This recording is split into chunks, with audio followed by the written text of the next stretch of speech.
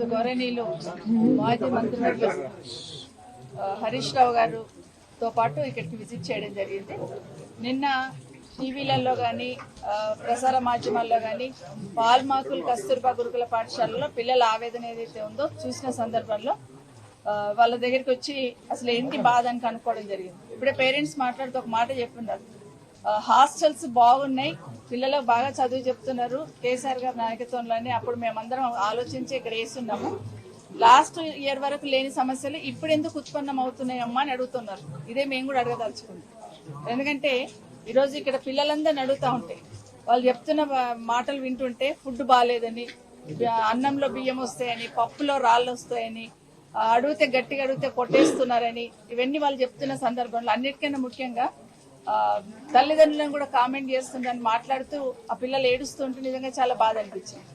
ఒకటి ఏమర్థమవుతుందంటే ప్రభుత్వానికి గాలికి వదిలేస్తున్నారు. అసలు విద్యాశాఖను మొత్తం స్కూల్స్ ని అన్నిటి కూడా గాలికి వదిలేస్తున్నారు. ఎవరు ఏం అడిగినా కూడా పట్టించుకునే స్థితిలో ఈ ప్రభుత్వం లేదని స్పష్టంగా అర్థమవుతుంది.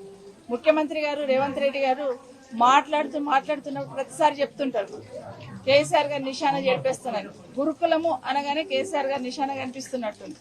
బట్ అన్నింటినీ ఏదో రకంగా ఇబ్బంది పెట్టాలి పిల్లల్ని అనే ఆలోచన చేస్తున్నట్టు స్పష్టంగా కనిపిస్తా ఉంది.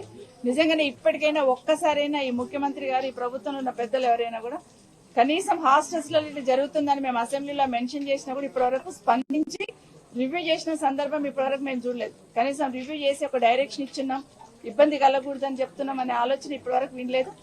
అసెంబ్లీలో మేము అడిగితే కూడా కనీసం సమాధానం లేదు.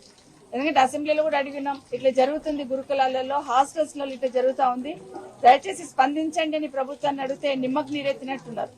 పిల్లలే పసికూనలు అన్యం పుణ్యం తెలియని వాళ్ళు రోడ్డు మీదకి వచ్చారంటే ఎంత బాధ ఉంటే వాళ్ళు రోడ్డు మీదకి వచ్చి ఉంటారు. దయచేసి అర్థం చేసుకోమని కోరుతా ఉన్నాను. ఇప్పటికైనా ఈ ప్రభుత్వం కళ్ళు తెచ్చి విద్యాశాఖ మీద దృష్టి పెట్టి పేద పిల్లలే హాస్టల్స్కి వస్తారు, పేద పిల్లలే గవర్నమెంట్ స్కూల్స్కి వస్తారు, దాని మీద దృష్టి పెట్టి చర్య తీసుకోవాలని కోరుతా ఉన్నాను. ఖచ్చితంగా కలెక్టర్ గారు నిజంగానే పిల్లలు రోడ్డు మీదకి వచ్చిందంటే ఇమీడియట్ గా కలెక్టర్ గారు ఇక్కడ అటెండ్ అయ్యి చూడాల్సిన సందర్భం.